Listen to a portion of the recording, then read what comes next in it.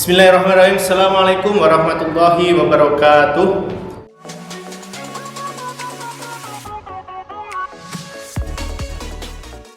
Nah, bagaimana kabarnya anak-anak?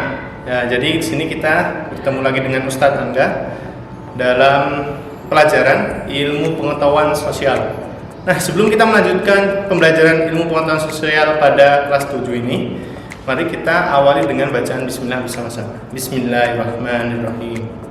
Nah, di sini kita akan membahas tentang pelajaran ilmu pengetahuan sosial untuk kelas 7. Kemarin kita sudah membahas tentang definisi dari interaksi sosial dan lain-lainnya. Nah, untuk hari ini nanti kita akan membahas tentang jenis-jenis interaksi sosial dan syarat-syarat terjadinya interaksi sosial seperti itu ya.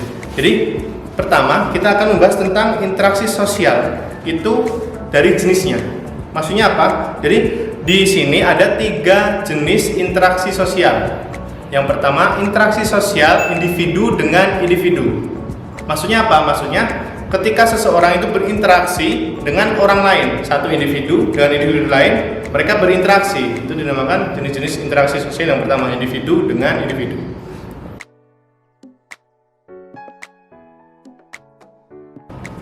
Assalamualaikum. Waalaikumsalam. Gimana kabarnya? Alhamdulillah, Ustaz. Sekarang ngajar di mana? Di Birrul Hidayah.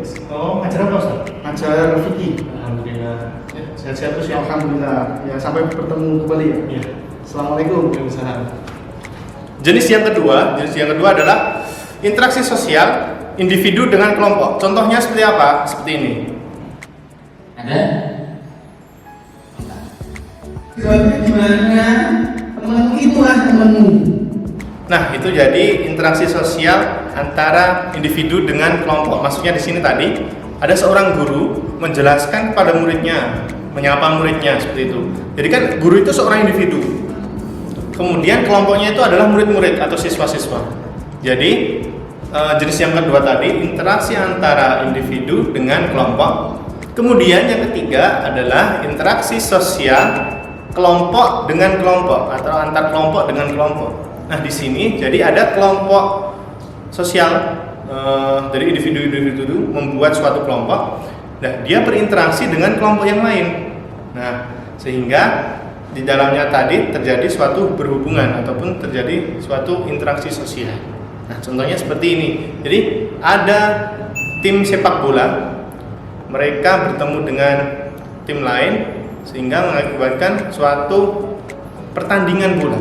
Nah, di situ ada dinamakan interaksi kelompok dari kelompok tim A dan tim B, dan dia melakukan suatu interaksi, yaitu adalah permainan sepak bola. Nah, di situ dinamakan interaksi kelompok dengan kelompok. Nah, selanjutnya adalah syarat-syarat terjadinya interaksi sosial. Yang pertama adalah kontak sosial. Nah, kontak sosial di sini menurut bahasa Latin artinya adalah kon itu artinya bersama-sama, dan tengo itu artinya adalah menyentuh. Nah, maksudnya di sini jadi bersama-sama menyentuh atau secara tidak langsung berkontak langsung dengan seseorang. Nah, akan tetapi secara gampangnya kita belajar seperti ini. Jadi kontak sosial itu adalah suatu hal di mana orang dengan orang lain ataupun kelompok dengan kelompok lain itu terjadi hubungan di dalamnya, ataupun kata kunci adalah hubungan. Nah, itu bisa dikatakan kontak sosial. Nah, semakin berkembangnya zaman, adanya teknologi, sehingga kontak sosial ini berubah. Maksudnya berubah, ada perubahan di dalamnya. Jadi, orang-orang itu kontak dengan orang lain itu tidak menggunakan langsung tatap muka. Bisa menggunakan media-media yang dapat membantu sarana untuk berinteraksi sosial tadi. Misalnya apa? Telepon. Kemudian kalau kalian zaman sekarang kan ada media-media sosial seperti WA, Instagram, Twitter, Facebook, dan lain-lain. Nah, itu contoh dari kontak sosial. Nah, tadi sudah ada kontak sosial. Yang kedua adalah harus adanya komunikasi. Jadi interaksi sosial harus melewati 2 hal ini. Yang pertama kontak sosial, dan kedua adalah komunikasi. Maksudnya apa komunikasi? Komunikasi ini terbagi menjadi beberapa hal.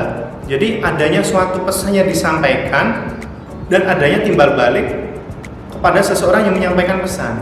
Seperti itu. Itu maksudnya komunikasi seperti itu. Nah, orang yang memberikan pesan ataupun berita itu dinamakan komunikator. Nah, kemudian orang yang menerima pesan itu dinamakan komunikan. Nah, atau receiver. Kemudian kedua hal ini ada pesan atau berita yang disampaikan, sehingga terjadinya timbal balik dari orang yang memberikan pesan dan orang yang menerima pesan, seperti itu. Jadi komunikasi itu seperti ini. Jadi orang memberikan pesan, kemudian diterima oleh orang yang penerima pesan. Nah, yang dikirimkan itu suatu pesan ataupun berita, kemudian adanya timbal balik. Jadi orang menerima itu memberikan suatu timbal balik pada orang yang memberikan. Nah, lewat apa?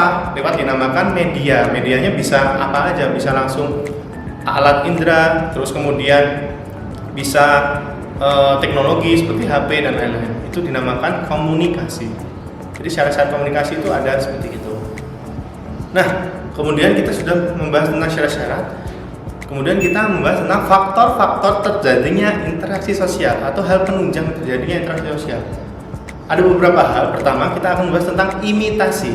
Imitasi ini apa? Imitasi adalah suatu proses peniruan suatu orang ataupun yang dianggap suatu role modelnya untuk ditiru oleh orang lain. Contohnya seperti apa? Contohnya ketika kita ngefans dengan satu orang, misal kita ambil seperti Cristiano Ronaldo. Nah, kita ingin seperti dia dengan penampilannya, gayanya, dan lain-lain. Itu dinamakan imitasi. Nah, contoh yang lebih lama lagi atau lebih dulu lagi seperti ini. Jadi kita bayi terus kemudian kita meniru orang tua kita, meniru cara berpakaian orang tua kita. Nah, itu dinamakan imitasi juga. Jadi paham ya, jadi imitasi itu adalah proses peniruan tentang gaya hidup, tentang penampilan dan lain-lain, seperti itu. Kemudian adalah proses sugesti tadi. Ya, sugesti. Jadi sugesti adalah suatu dorongan ataupun pengaruh pandangan dari orang lain terhadap orang lain. Jadi individu satu ke individu lain. Nah, biasanya di situ mereka melakukan suatu impuls atau dorongan berupa ajakan dan lain-lain, tapi mereka tidak sadar ataupun secara tidak langsung mereka tidak rasional untuk memikirkannya, sehingga mereka melakukan hal yang disugestikan tersebut atau dorongan yang disugestikan. Maksudnya, contohnya seperti apa? Contohnya adalah ketika kita iklan yang ada di TV. Kalian kan pernah mendengar iklan obat pusing, migrain dan lain-lain itu kan. Nah, ketika kita butuh ataupun ketika kita melihat iklan tersebut, otomatis kan kita akan berpikir, oh, jadi ketika kita sakit kepala otomatis obatnya ini. Nah, secara tidak langsung kita sudah tersugesti oleh orang lain ataupun lewat iklan tadi. Jadi sugesti adalah dorongan, terus kemudian pandangan, ajakan dan lain-lain tentang untuk mempengaruhi orang satu dari orang yang lain, seperti itu. Nah, kemudian adalah identifikasi. Identifikasi apa? Upaya seseorang individu untuk sama ataupun identik dengan seseorang yang menjadi role modelnya, seperti itu. Jadi ini berbedanya apa? Kalau kalian tanya tentang imitasi dan identifikasi, kan sama-sama meniru, beda. Jadi untuk identifikasi ini dia tidak terpatok dengan cara peniruannya ataupun proses peniruan, tapi lebih dalam lagi, bisa kejiwaannya, bisa mentalnya dan lain-lain. Jadi bedanya identifikasi, kalau kita pikir ataupun kita cari gampangannya seperti itu ya. Jadi identifikasi itu lebih dalam atau lebih plek sama plek dengan orang yang lain. Nah, contohnya apa? Contohnya ketika ada seseorang itu menirukan gaya penampilannya, kemudian menirukan cara berpakaiannya, terus menirukan orang itu seperti apa berbicaranya, seperti itu. Jadi itu merupakan suatu identifikasi yang menjadikan salah satu faktor penunjang terjadinya interaksi sosial. Nah, selanjutnya adalah simpati. Simpati adalah proses penggambaran belas kasihan kepada orang lain dan dia turut merasakan apa yang ia rasa. Nah, contohnya apa? Contohnya ada seseorang, kemudian dia terjadi suatu bencana ataupun misal ada kecelakaan di jalan. Nah, dia ikut bersimpati. Dia perasaannya itu kayak merasakan wah kok seperti ini dia. Jadi dia merasakan apa yang kejadian itu, seperti itu. Itu dinamakan simpati. Kelima adalah empati. Empati apa? Empati adalah penempatan secara langsung dari kejadian yang seseorang alami.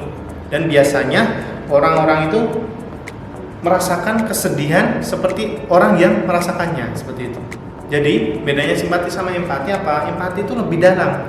Bahkan empati itu biasanya bisa melakukan suatu tindakan pada seseorang. Misal ada orang mengemis ataupun orang ngambil sampah seperti itu. Nah, mengambil sampah terus kemudian mereka bersimpati, otomatis pertama kasihan ya orangnya. Nah, itu dinamakan simpati. Tapi ketika orang itu memberikan suatu uang kepada orang yang mengambil barang ataupun dari makan pemungut tadi, nah itu bisa dinamakan simpatinya itu naik tingkatan, dinamakan empati. Nah, jadi bedakan ya dari simpati sama empati, hampir sama, dan itu merupakan hal yang saling berkaitan, dan juga imitasi dan identifikasi tadi.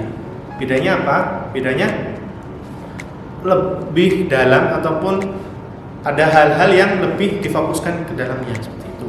Beda sama sugesti. Sugesti itu berdiri sendiri.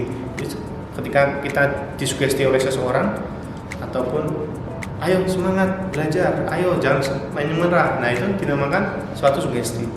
Nah, bisa dipahami ya. Nah, untuk kali ini Ustadz cukup sekian untuk pertemuan kita pada hari ini tentang apa tadi? Pertama, jenis-jenis interaksi sosial. Ada 3 tadi, apa aja? Individu dengan individu, kemudian individu dengan kelompok, kemudian ada kelompok dengan kelompok. Kemudian ada syarat-syarat terjadinya interaksi sosial. Apa aja tadi? Harus adanya kontak sosial dan komunikasi. Ingat, kontak sosial dan komunikasi. Nah, yang terakhir tadi kita sudah membahas tentang faktor-faktor terjadinya interaksi sosial. Pertama apa? Tadi ada imitasi, ada sugesti, ada identifikasi, ada simpati dan empati. Terima kasih atas perhatiannya. Jika ada pertanyaan, silakan ditanyakan pada Ustadz. Nah, seperti itu ya. Kurang lebihnya mohon maaf. Wassalamualaikum warahmatullahi wabarakatuh.